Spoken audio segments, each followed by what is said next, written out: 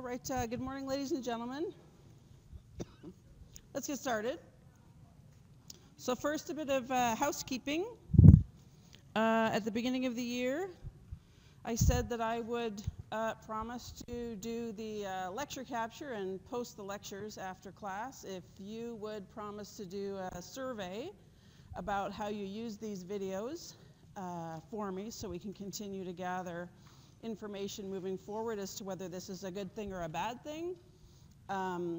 If you give me enough feedback, so if enough of you answer the survey, then it is something that I can move forward with to the rest of the department, to the rest of the college, in order to try to promote this, this lecture capture.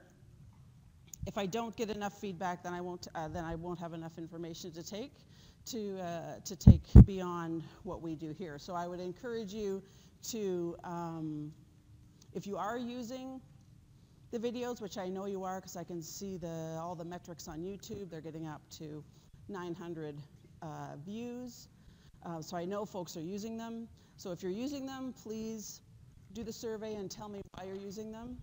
But very cool, the last 2 years, I've become very interested in you all. There's about 70 of you that come to class every day, and then you will go home and you'll use these videos in a very different way, right? And that's very different from the, I can't do the math real quick, the 230 people who are no longer attending class. They're still doing the work. They're still watching the lectures because I can see that. But very interesting is I want to capture how you all in particular that are coming to class are using these videos, because I don't want to advocate moving forward that lecture capture is a great idea and we should just put everything online and stop this face-to-face thing, because there's about a third of you who show up every day and want this face-to-face thing. So I'm really interested in this face-to-face thing. I did it as a student when I was going through school, never missed a class, right? I have to explore why I did that. I don't entirely know why I was that kind of nerd, but there's something very different about you as learners versus the other people that are no longer showing up. Okay, and I'd really like to know about you. So whether you're coming to class, whether you're not coming to class, whether you're watching lectures, and there's some of you who aren't even watching lectures, I'd like to hear from all of you, okay? Because I'd like to know in total how the class uses this tool to know how to advocate for you moving forward. Okay, so you can find that tool every time you go to watch a video. It's on the announcements page on CourseLink. So as you breeze on in to the D2L site, if you could just click on taking the survey, it's a quick 5 minutes to let me know how you're using it. That would be awesome. Okay, as far as the lecture material is concerned, we started to think about, last Thursday, we started to think about how to get air into the lung, and we saw that physiologically we manipulated pressure in the alveolus in order to get air in. So we contracted muscle in order to expand the whole thoracic cavity. We changed pleural pressure. We saw that change as we went. In order to manipulate alveolar pressure just a little wee bit, right? -1 centimeter of water or +1 centimeter of water to change flow of air either going into the system or out. So then we got talking about what those volumes were. We talked a little bit about functional residual capacity, so the air that's left in the lung after the end of a breath. Right, and then we saw that there was actually air you could push out. At the end of a breath, you could push more air out, expiratory reserve volume, but that there was always going to be a volume in that lung that you couldn't breathe out, your residual volume. Okay, so there's always going to be a volume there. The volume that we were taking in any given breath, right, so with that quiet breathing where we changed pressure in the alveolus by 1 centimeter of water, you brought in about 500 mils of air during that maneuver. Okay, that's called your tidal volume. So let's just number these in terms of how we talked about them. That's called your tidal volume, okay, the amount of volume that you bring in during a quiet breath. You know you can bring in more than that because we did do a maximal inspiration. Okay, so we did bring in above and beyond that tidal volume. It's called an inspiratory reserve volume. These aren't necessarily words we're going to be using, but these will be words that you'll see thrown around in the respiratory section.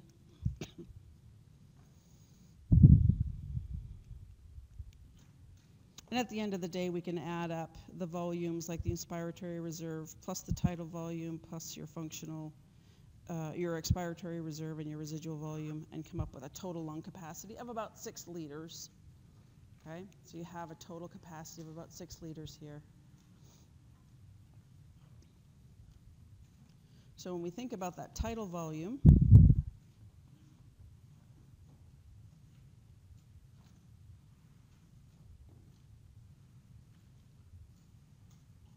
we talked about that being resting, quiet breathing.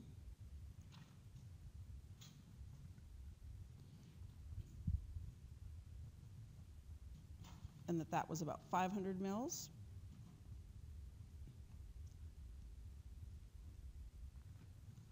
If you think about how much we bring in per minute, our ventilation, and they'll talk about minute ventilation. So whenever you're talking about ventilation per minute, they'll put a little dot over the top. Okay, that's different from ventilation and volume. Seem to be synonymous to each other, but minute ventilation is something that's happening per minute.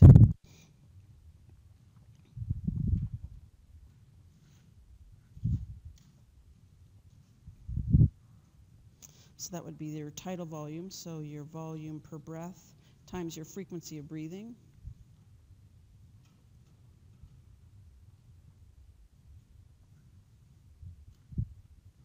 So our volume per breath times our breaths per minute.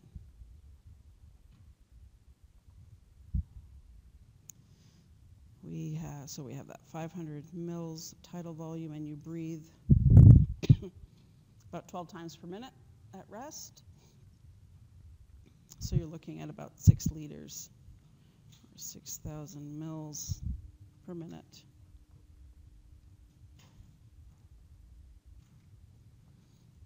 At rest. Okay, just to give you a little bit of a ballpark as to how much volume we're moving per minute. Okay, 6 liters, moving 6 liters of volume per minute at rest, so just while you're sitting here.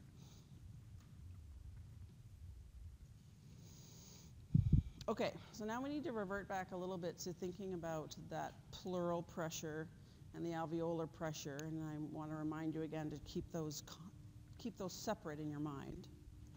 Alveolar pressure is something that's very difficult to measure physiologically.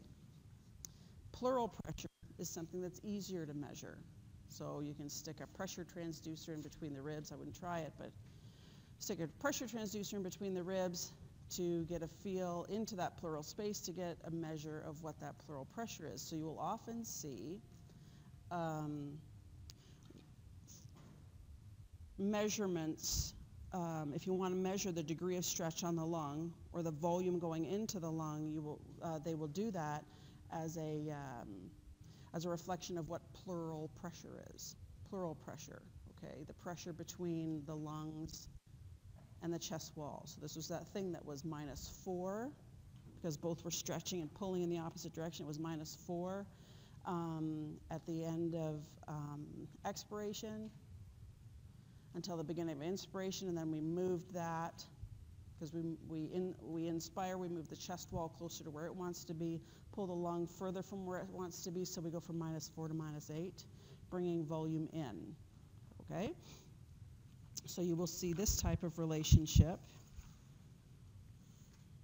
where they use pleural pressure in centimeters of water, so there's that -4 to -8, and how it relates to the volume coming in. Okay? So just so as a reminder of what these graphs will be telling us, that they'll be using pleural pressure to estimate the degree of stretch on the lung, therefore the volume in the lung, and essentially the volume in the alveolus. Okay.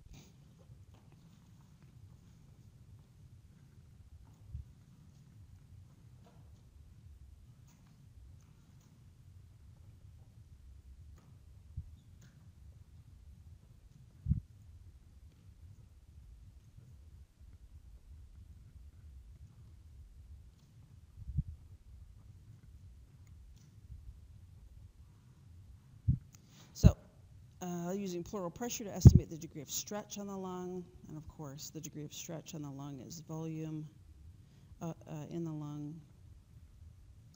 and essentially volume in the alveolus.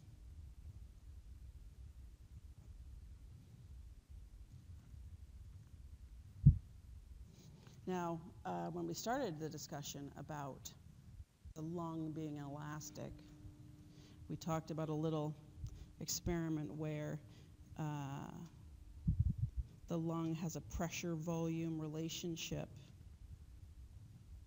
And if we were to fill it with saline, that relationship would be pretty linear.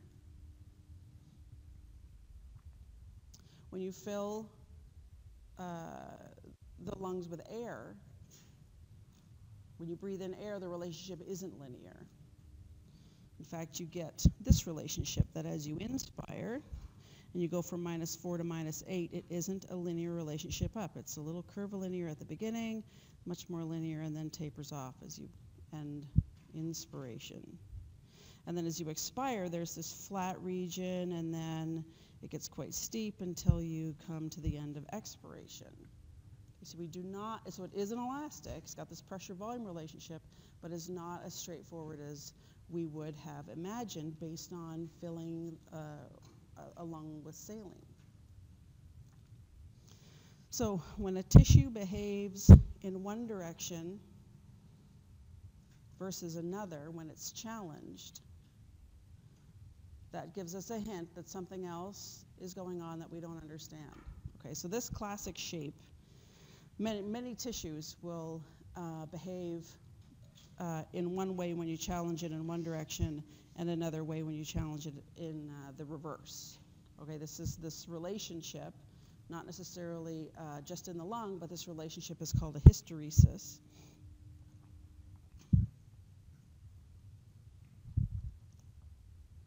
So this hysteresis relationship is, let's write that down. When tissue behavior is different,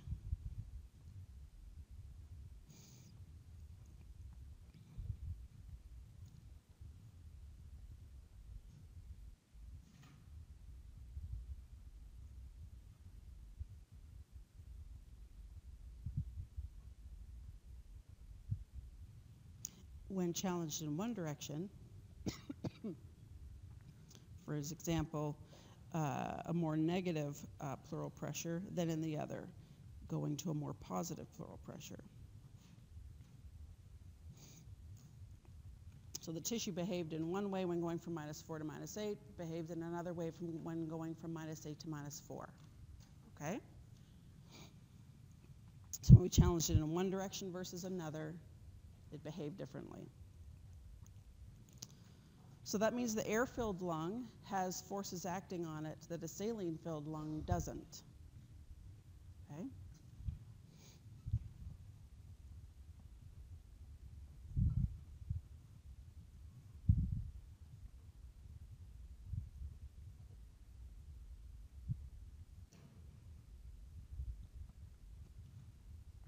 So an air-filled lung has forces acting on it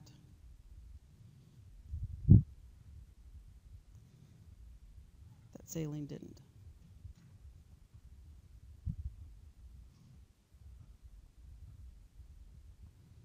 Okay, so it's a hint that we don't quite know the whole story yet. And these other forces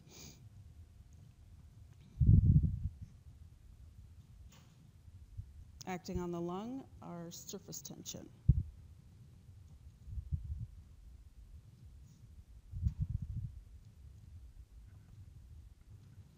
Okay? Surface tension is going to be something that opposes lung inflation. So it's going to be a force that opposes lung inflation.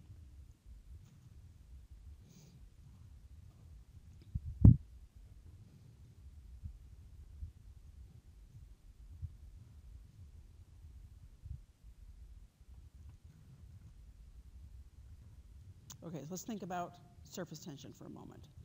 All right, so let's say so this is the scenario, if water molecules were at the interface of the cell, so this is on the inside of the alveolus now, if water were the interface between the epithelial cell and the air, okay, we're thinking now if water were then in between those two, you got to keep that, you can't just have a dry old epithelial cell sitting there, right? You've got to keep it hydrated. So if water were at that interface,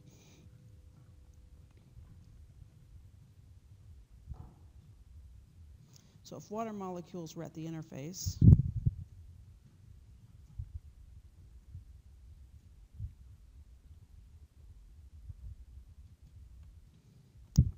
and that interface, let's draw that little interface out. So let's say I have my epithelial cells. We talked about the little alveolus, and those epithelial cells were sitting on basement membrane.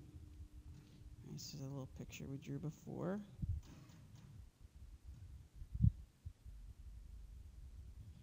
Right?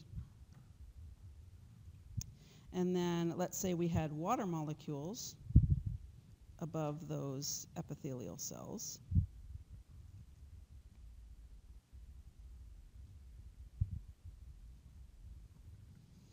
And then we had air.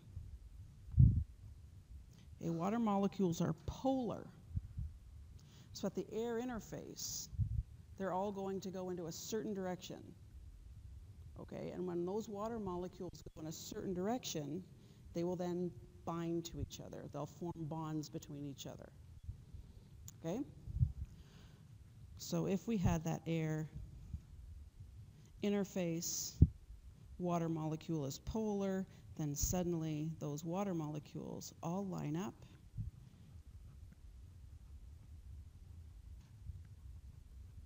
and form bonds. Okay? So first of all, water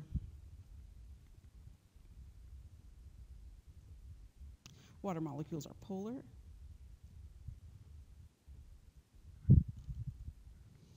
And at the air interface,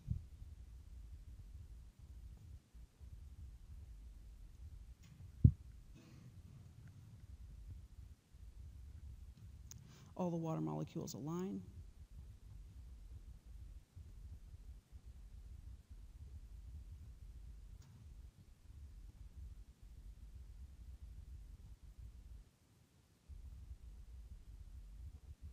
And they form bonds. The water molecules underneath that air-water interface are also forming bonds, right? But they're not always aligned in the same direction. So they're forming bonds and breaking, and forming bonds and breaking, and forming bonds and breaking, okay? Because they're in solution, right? So these water molecules under here are indeed forming bonds and breaking and forming bonds and breaking. But that's because they're not all in the same alignment. But the moment you all align them in the same direction, they will form stronger bonds. Okay? So now, when you go to breathe in, right, so you're pulling that chest wall out, you're changing your pleural pressure from -4 to -8. What you want to do, this is our little alveolus, right? You want to stretch that alveolus out. Remember, we wanted to pull that alveolus out in 3 dimensions, right? So what's opposing that is those water bonds. If you want to pull this little alveolus out in 3 dimensions, you have to break the bonds first, okay? So not only do you have to pull, not only do you want to pull it out, you have to pull the water molecules out, and you have to break those bonds before you can even get the tissue to move, get larger, change alveolar pressure by a little bit, okay? So you got to break the water bonds in order to inflate the alveolus.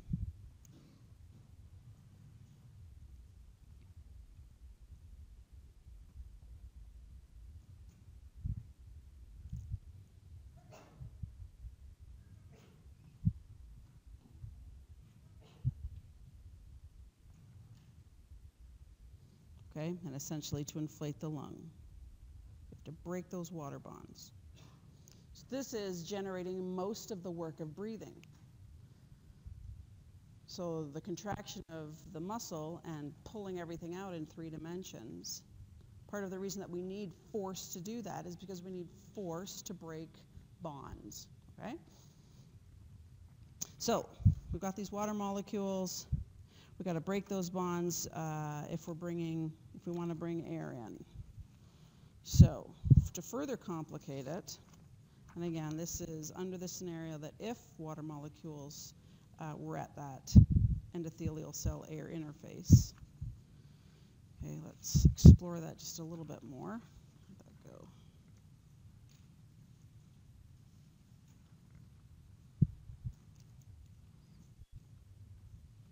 So again, if water lined the alveoli,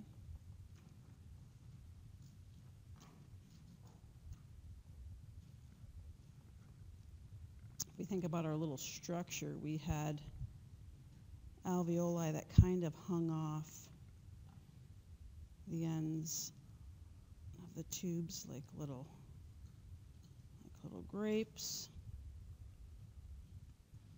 Okay, so let's think about 2 little alveoli here. That there is a pressure to hold that alveoli open. We didn't want it to collapse, right? So there is a pressure to hold the alveoli open. So if I've got P1 and P2 here, back that up. The pressure to hold the alveoli open, or the distending pressure, will be partly dictated by that surface tension. So this, we're going to jump into the law of Laplace here. So let's just write it out in words first.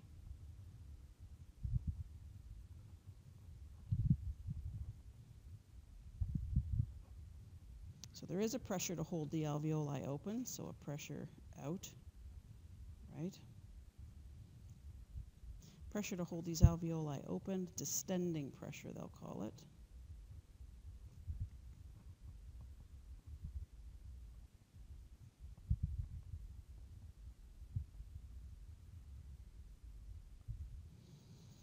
Okay, the distending pressure that you'll need to hold an alveoli open will be dictated in part by the surface tension. So the pressure, the distending pressure to hold it open, is related to surface tension. So it's proportional to the surface tension. So the higher the surface tension, the higher the distending pressure you'll need to hold this open. And it's inversely proportional to the radius. Okay, so this is the law of Laplace.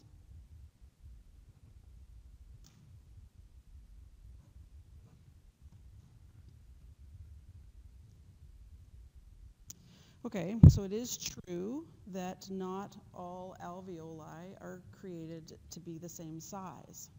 Okay, so we have alveoli that are of different radius. Okay, so that's problematic now when it comes to distending pressure. So if we think about our little alveolus here, it has a distending pressure required based on the surface tension and its radius. And our bigger alveoli has a distending pressure required to stay open that's proportional to the surface tension and inversely proportional to the radius. Okay, so there's definitely a distending pressure that we could calculate for P2 if we knew the surface tension and the radius, but with our smaller radius, if I have a alveolus, if I have a decreased radius, we're going to require an increased distending pressure to hold this open. Okay.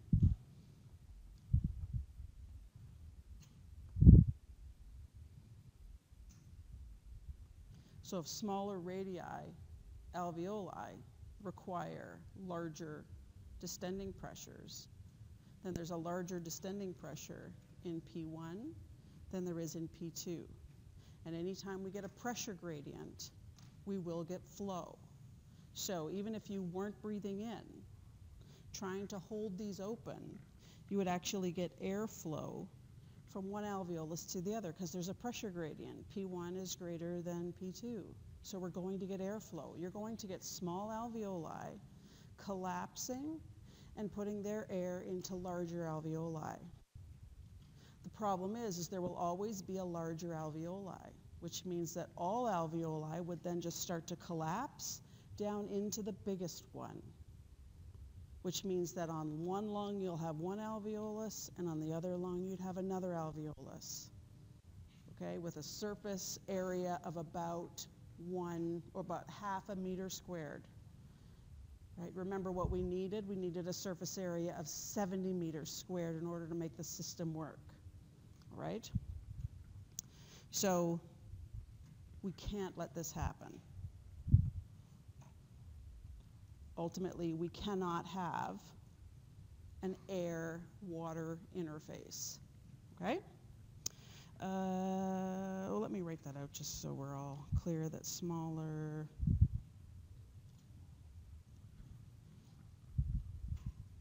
radii alveoli require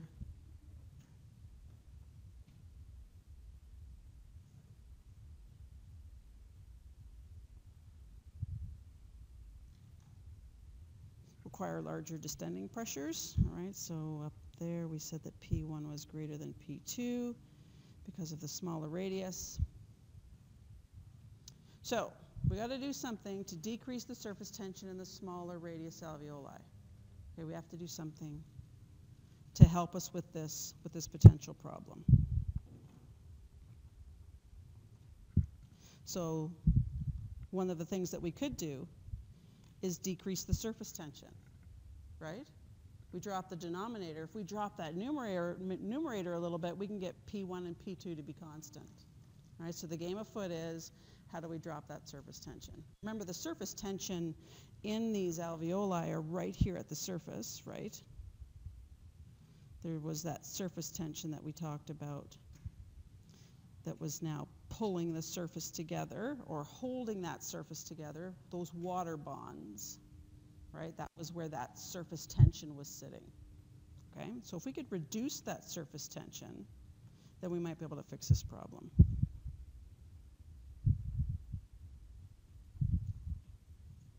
So if we could decrease surface tension in the smaller alveoli, life would be good.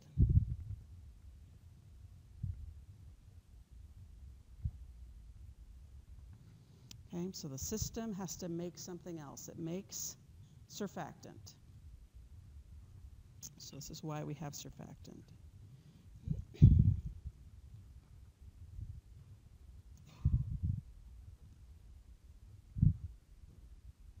Surfactant is a phospholipid and a protein mix. Okay, so it's a molecule that's 90% phospholipid, 10% protein.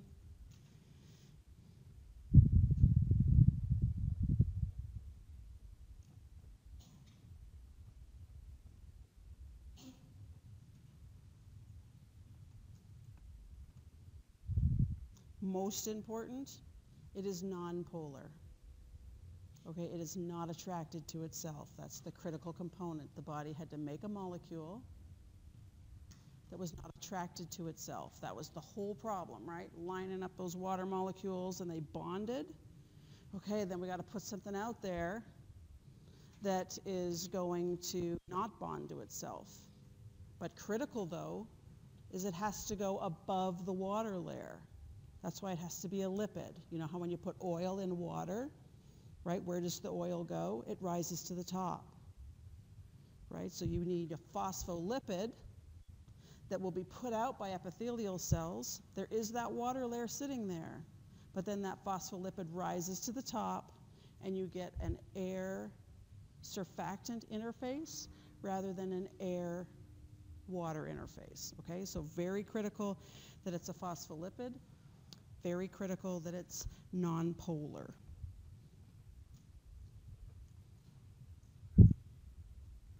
So it has a very weak attractions for itself.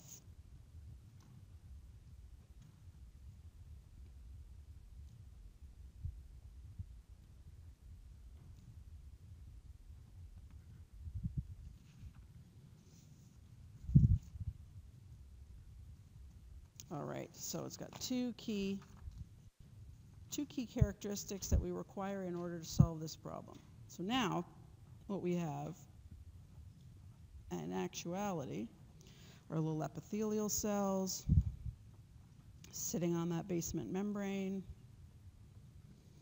We've got water molecules, indeed. But then these epithelial cells are releasing surfactant, phospholipid, rises to the top.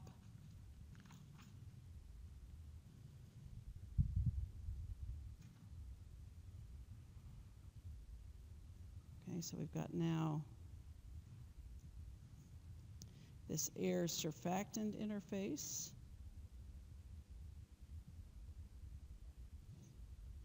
Okay.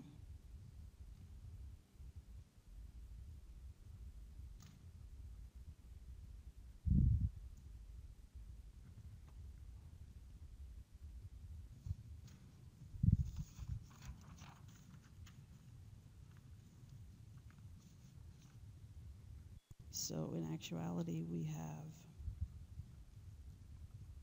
an air surfactant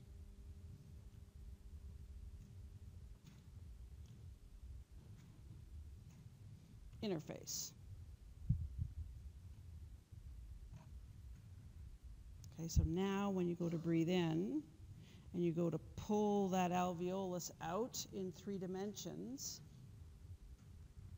you have no bonds to break, or you have fewer bonds to break now, okay, because the surfactant is not attracted to itself. So at the end of the day, that surfactant minimizes the work of breathing. Okay, so you're not spending time contracting muscle, breaking bonds. Every time you're contracting muscle, you're now opening those alveoli. Okay, so you decrease that work of breathing.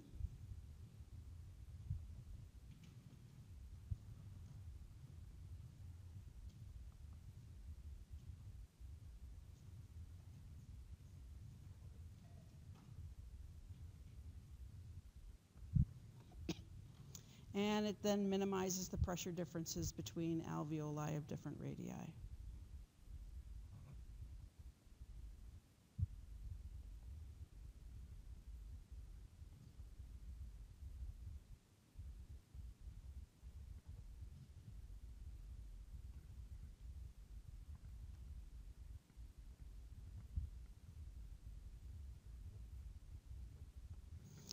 Between alveoli with different.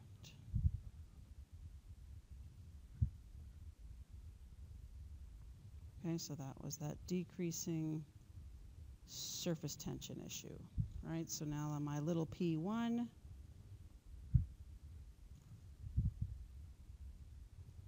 we'll have a decreased surface tension with that decreased radius.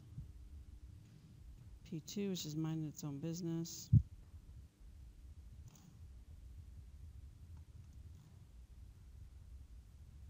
And indeed, there is more surfactant in smaller radii, alveoli.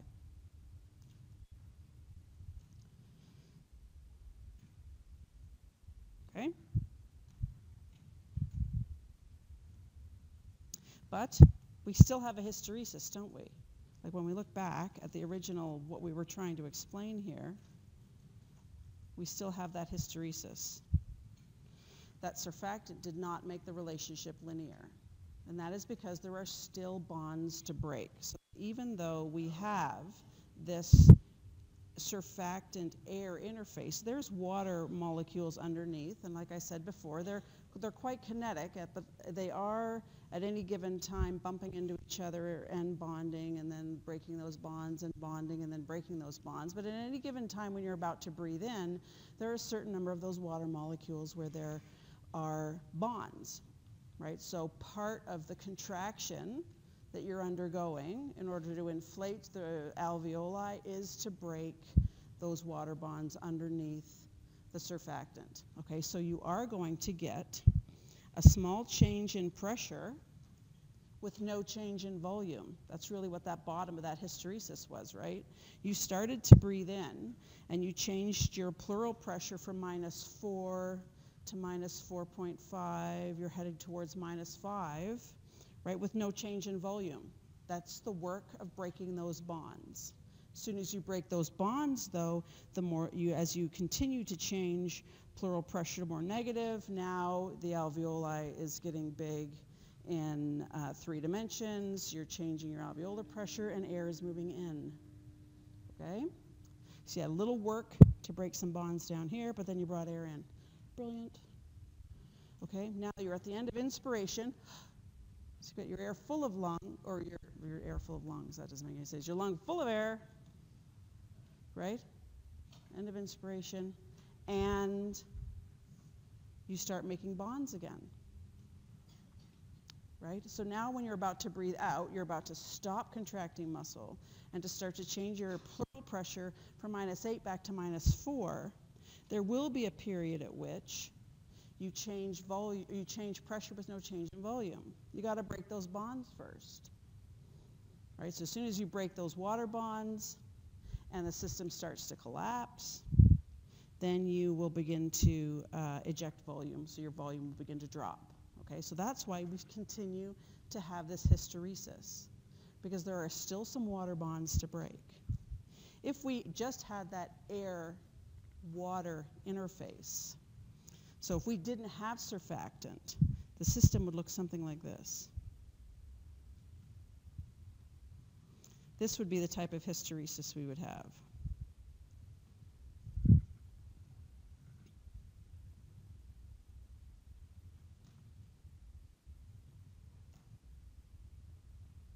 You would have to create huge pressures by contracting muscle in order to even just move, to break the bonds, to break the water bonds, in order to get air to come in. So you'd have to generate these huge pressures just to get air to move in. And then at the end of inspiration, you would set up a new air-water interface, create all those new bonds. And then as you wanted to breathe out, you would start so you would stop contracting muscle, but you wouldn't be ejecting volume.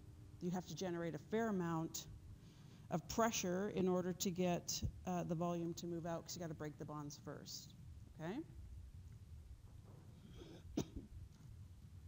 Surfactant is something that is generated at a very specific time in development. So it's generated around 24 weeks of gestation, fetal gestation in utero. So if a child is born before 24 weeks, they have no surfactant, they cannot breathe. They can't overcome, they can't contract their muscles hard enough to bring air in to break those water bonds. That's how much work is required. And it's not just because they're little things, it's because it's a massive amount of work to break these bonds.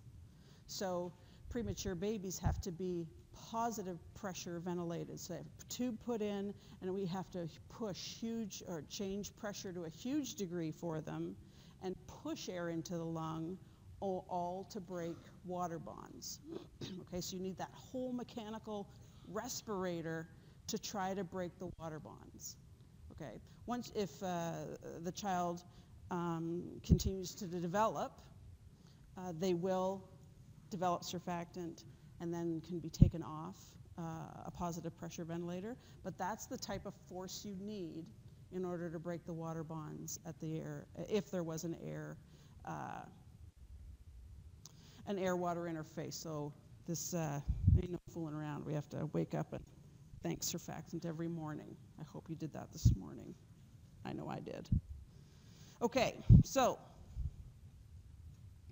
we can get air in, and we understand the hysteresis. So we're going to be comfortable with looking at a graph that looks like this, okay, based on inspiration and expiration. Okay, so now let's get back to thinking about that volume that we were bringing in. Let's get back to thinking about, let's say, that 500 mils that we were talking about bringing in at rest. So we were talking about tidal volume, right? So that's the volume that you brought in. That volume went into the alveolus, but that volume, part of that volume that you brought in also went into the bronchi, and it went into the trachea, right? Those aren't areas for exchange. So that 500 mils that you brought in, not all of it went to the alveoli. So of that 500 mils, only about 350 mils made it to the alveolus. Right, so that's our volume that we have for exchange. The rest of it, of that 500 mils you brought in, the 150 mils is sitting in the trachea, just hanging out. No exchange happening, okay? That's called dead space, right? It's air that you brought in that is not in close enough proximity to our blood flow to cause exchange to occur. Right, so there is a slight difference between the ventilation or the volume that you brought in, the tidal volume, and alveolar ventilation, the volume that you brought in to the alveolus. Slight difference in terms of volume, okay? So when we think of alveolar ventilation,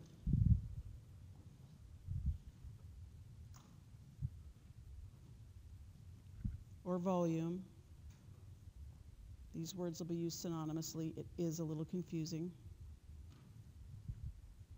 So our alveolar volume is actually going to be our tidal volume, oh my gosh, our tidal volume minus the volume in that dead space.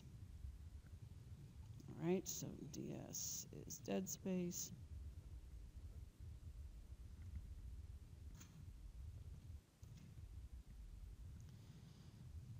So volume breathed in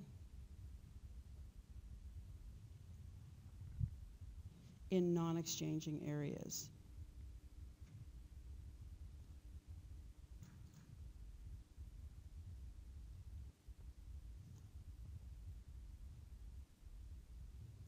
Okay, so air that you brought in, sitting in non-exchanging areas like the trachea.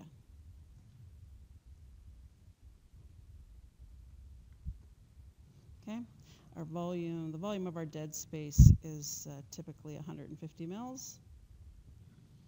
Right, so we know our tidal volume was 500 mils minus that 150 mils. Therefore, the alveolar ventilation or volume available for exchange is about 350 mils. Okay. Okay, and so here is our classic hysteresis with inspiration and expiration. But when we want to think about the volume that we brought in and where is that volume going, because that's important too, it's not always going into our lung equally, then this hysteresis is a pain in the neck. Because when we want to know what pressure and what volume we're at, if you want to deal with the hysteresis, we also have to add on, are you inspiring or are you expiring, right? Because at -6, you could have two different volumes depending on whether you're inspiring or expiring. Okay, so this gets a little confusing and is not entirely required for us to figure out how the lung works. Okay, so what we're going to do and what most textbooks do is they draw an average. And they say, let's just deal with the average. Let's stop thinking necessarily about inspiration and expiration. Let's just draw an average pressure-volume relationship. Okay, so this is the actual relationship that you'll commonly see. How changes in pleural pressure reflect alveolar volume. Okay, but no, behind that relationship is this hysteresis. Okay, we're just kind of glazing over it, so we don't have to think about whether we're at inspiration or expiration. So we'll commonly use this graph instead of this one, but it's underlying it. Okay, it's sitting there. Okay, so then let's think about then, we've got 350 mils coming in to our alveoli. What alveoli are they coming into? Are they coming into all alveoli equally? That would be smashing if that were to happen.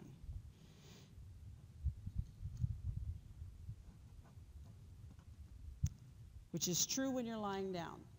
Okay, so we're going to take two scenarios here, lying down and standing or sitting. Okay, body position is important here. Okay, let's say we're lying down. Our pressure in that pleural space is -4 centimeters of water over the whole lung. Okay, so you're not breathing in yet. You're lying down so that over the whole lung,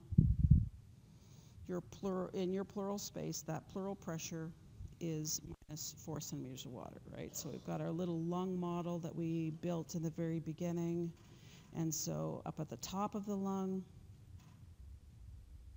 it would be -4. In the middle of the lung, it would be -4. And at the bottom of the lung, it would be -4, okay? So look at our graph then. If our pleural pressure is -4 everywhere, then, so -4 everywhere, then all of our alveoli have a certain volume in them. That's that residual volume that we talked about, right? That volume that we didn't breathe out. It's sitting in there. But it's sitting in all alveoli equally because all alveoli are being exposed to a pleural pressure of -4 centimeters of water, right? Excellent. And then you go to breathe in. Okay. And we know that we contracted muscle. We started to pull the chest wall closer to where it wanted to be. We started to pull the lung further from where it wanted to be, and we went from -4 to -8 centimeters of water, right?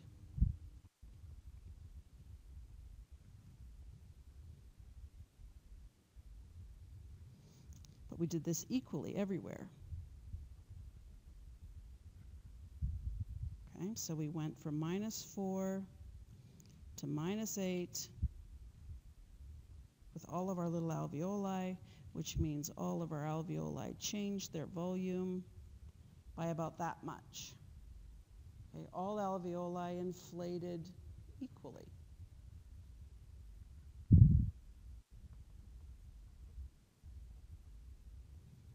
So, of that 350 mils that came in, it came into your lungs, top, bottom, middle, equally. So all alveoli increase volume equally.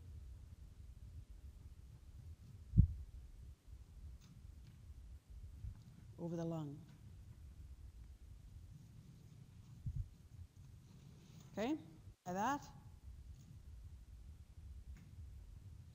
Okay, because things change when you stand up or you sit up. Okay, so let's think about then the upright position. So this is happening to you right now. Gravity in the upright position is pulling your lung mass down. So your lungs do have a mass to them, your trachea, your bronchi, all of that equipment has a mass to it. All right, you sit up and it pulls down. That all your lungs and all of the associated structures are really just hanging on the inside of your thoracic cavity by that trachea, right? We didn't attach it any other way. So it's sitting in there, hanging off of a trachea. So when you go to sit up, the whole lung mass pulls down due to gravity.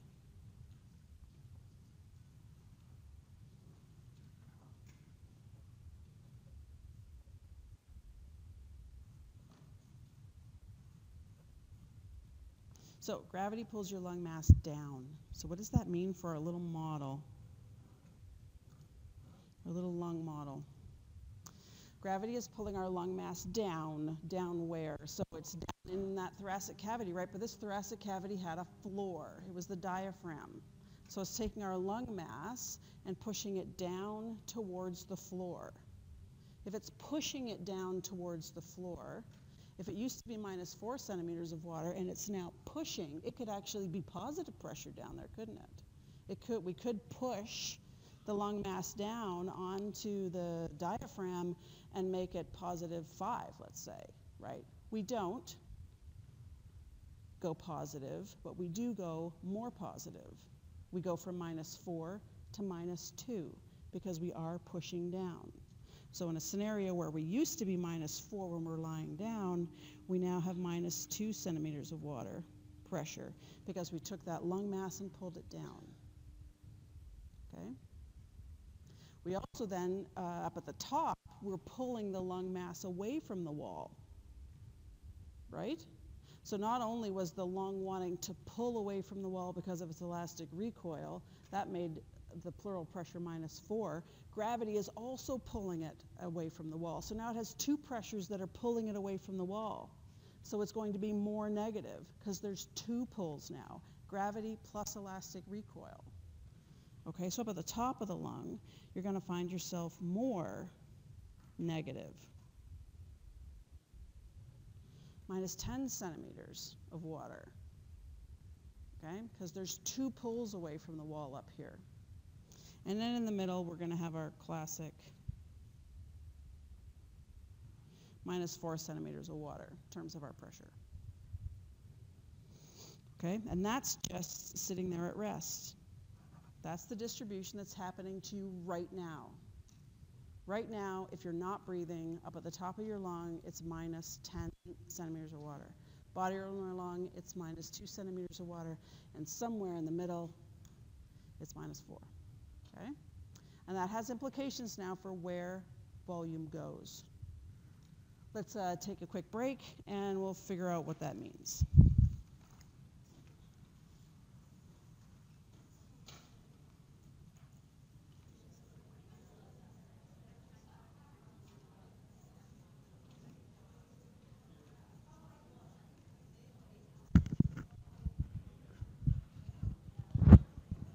Okay, let's get at what this meant. So we have at rest different pleural pressures now. Okay, that's what we just set up. Based on gravity, we have more negative pleural pressures at the top of the lung, less negative pleural pressures at the bottom, which means at the bottom of our lung, we have some alveoli that have this much volume at rest. Okay? And then in the middle of the lung, which was experienced -4 centimeters of water, has some alveoli at rest have that much volume sitting in them. And then up at the top, where we're experiencing -10 centimeters of water, we have to actually extend this out a little bit. 10, oh, let's go 14, -10. We have some alveoli at -10 centimeters of water that are sitting there with this much volume in them. Okay, so that residual volume that we talked about that you couldn't expire, that was always there, and that reserve capacity that you have when you're sitting up is not in your lungs equally. Because at rest, when you're not breathing in, most of that volume is sitting in alveoli at the top. Okay? Most of that is sitting up at the top where our pleural pressure was more negative. Right? If pleural pressure relates to volume, then a more negative pleural pressure relates to a greater volume. Then at rest, if I have a more negative pleural pressure up top, those alveoli have a larger volume in them. Okay? So our reserve volumes at the end of expiration before you breathe again are differentially located. They're sitting mostly up here, less down here. Okay? So at rest, not all alveoli start at the same volume. Okay? That's what this graph is telling us.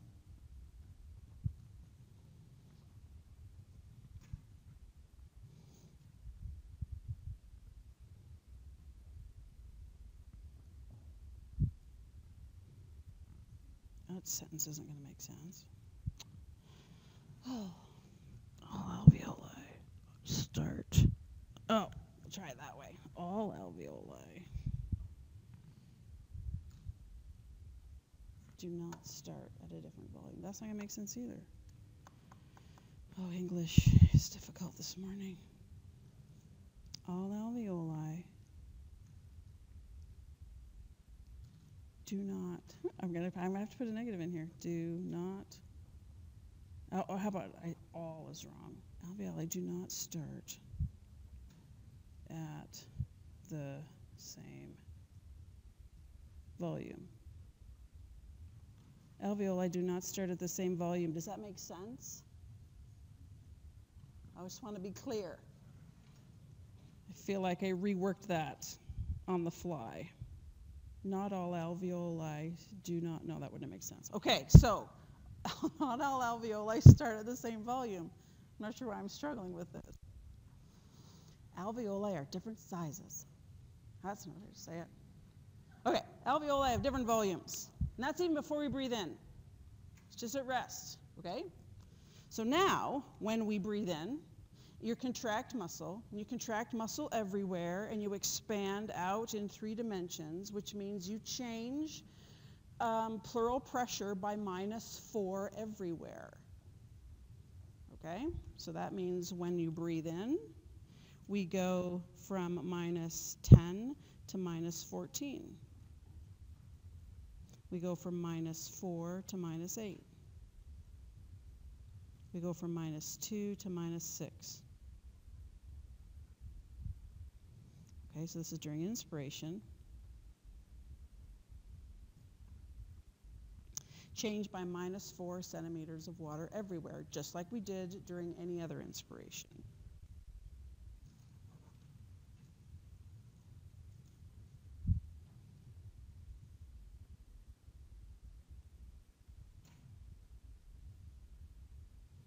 Okay, so we know that maneuver.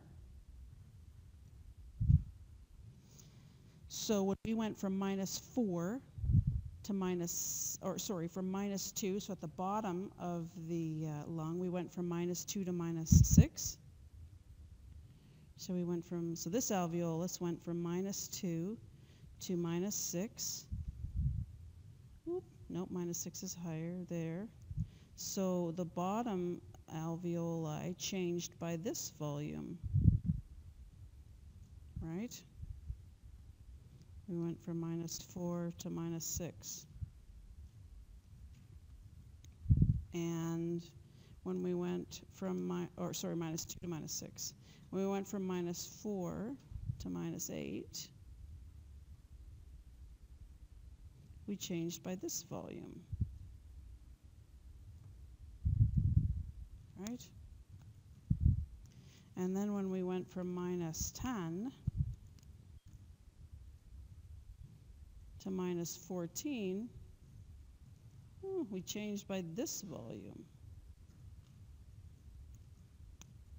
So depending on where we started, we changed, the volume came in different places, all right? So our smallest volume, from going from -2 to -6, had the largest change in volume based on that delta, -2 to -6. -4 to -8 had a smaller change in volume. And -10 to -14 had almost no change in volume. It's almost like they were completely full to begin with, so we couldn't really fill them anymore. Okay?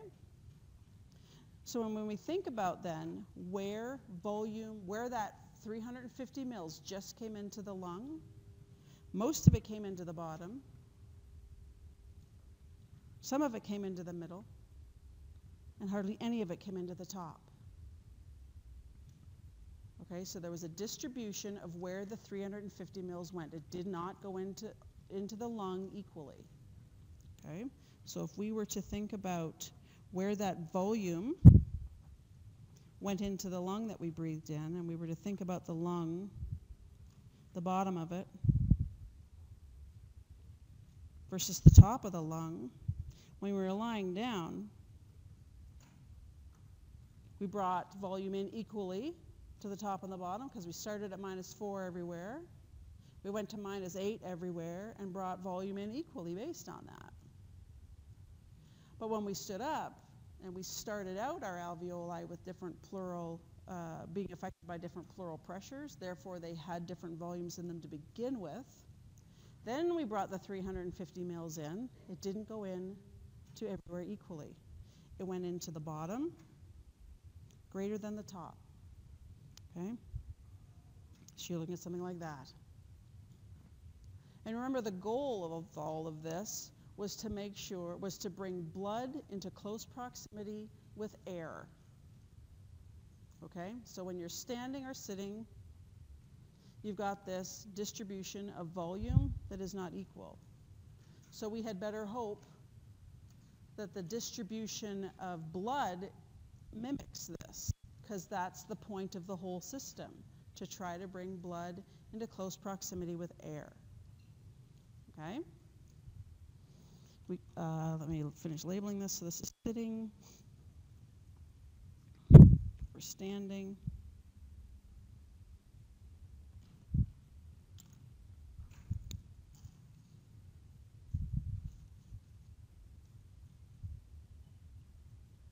Okay? So that's air movement in. That's the air side of things. If we're going to bring blood into close proximity with air, we've looked at the air side of things, now we have to look a little bit at the blood side of things. Okay? So now we're going to take our discussion and look at the blood side of things, and then we're going to combine the two to see where they're at. Okay? So let's jump over to thinking about blood flow in the pulmonary system. Okay? This guy's out. Okay, so let's change our tack for just a minute. We've got airflow nailed as to where it's going. Now we've got to think about where blood flow is going. All right, so two types of circulation at the level of the lung. Okay, we've got blood that's flowing past the alveoli, for which we want to exchange, right? All that air we just talked about breathing in, we got to bring that blood in close proximity to the alveoli. But then there's also structures here, trachea, and it has smooth muscle and cells that we have to keep alive. So there's going to be vasculature feeding the structures in there. So there's a vasculature feeding the structures, and there's a vasculature going by the alveoli to exchange. Okay, so there's two circulations down here. First circulation is that bronchial circulation. Okay, so it's going to be part of the systemic circulation that we talked about. So you know how we have blood coming out of the heart, the left ventricle, into the aorta, and then we fed 600 different vascular beds. One of these vascular beds is feeding all of the structures associated with breathing. Okay, so these are going to be structures, so arteries, arterioles, capillaries, and veins associated with the trachea. Got to feed that, all right? So it's part of that systemic circulation, supplies the structures, and it feeds everything in the pulmonary system except the alveoli. Okay, we don't need to feed them as closely with this circulation because we've got another circulation going by. Okay, so that's all we're going to be talking about with the pulmonary circulation, right? The bronchial circulation. The rest of the time we're going to be dealing with the pulmonary circulation, okay? So this is the circulation that we've been talking about with our little diagram of the left heart, right heart, pulmonary circulation, systemic circulation. So we've been talking about this one for a while. So this does come from the right ventricle through the pulmonary artery. All right, so it has blood that has low oxygen, high CO2. We're going to flow it through capillaries right by those alveoli. All right, so we go into the pulmonary capillary bed, flowing by the alveoli, which is where we're going to get exchange. Okay, so we're going to load up on oxygen, diffuse our CO2. So the pulmonary vein, blood through the pulmonary vein then has high oxygen, low CO2, and is heading into the left atria, into the left ventricle, to be pumped out to the rest of the body. Okay? In through our systemic circulation. Okay? And if we were to think about flow across this pulmonary circulation, it's so long since I wrote this equation, so it feels good. P1 minus P2 over R. All right, so what are we're thinking that we know that flow then is is our cardiac output of the right heart. And the flow from the right heart over to the left heart then, P1 and P2, would be mean pulmonary arterial pressure.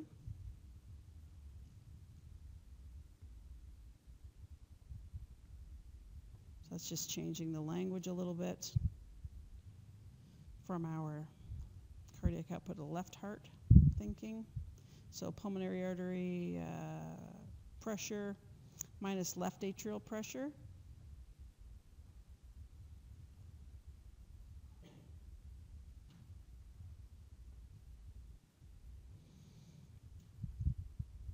And then the resistance through the system is our total peripheral resistance or our total pulmonary resistance. Okay, so the same relationships as we've seen before. Mean pulmonary arterial pressure is going to be about 15 millimeters of mercury. Left atrial pressure is approximately 0 millimeters of mercury. So we have 15 millimeters of mercury drive across this pulmonary system. Cardiac output of the right heart has to equal cardiac output of the left heart, right? Or else the systems don't feed each other, right? So we know that cardiac output of the left heart is 5.5 liters per minute. So indeed, cardiac output of the left heart is or of the right heart is 5.5 liters per minute. If I want to get 5.5 liters, just need to think about these numbers for a moment. 5.5 liters, okay? That's like 8 bottles of wine. 5.5 liters of volume for a 15 millimeter mercury pressure drop. Okay, 5.5 liters. So that means our resistance has to be wicked low. All right, now we explored this a little bit already about how this system was a little bit different. Right, when we tried to mess with it with the cardiovascular mechanics system, we didn't really change a whole lot when we started to change pressures up here, or vasoconstriction up here, that type of thing, because we're meeting that one capillary bed that has to handle 5.5 liters per minute. Do you remember the left heart was providing 5.5 liters per minute to 600 capillary beds? This is 5.5 liters per minute to 1. So its structure and its function has to be wicked, wicked different, okay? All right, we'll continue talking about blood flow Thursday.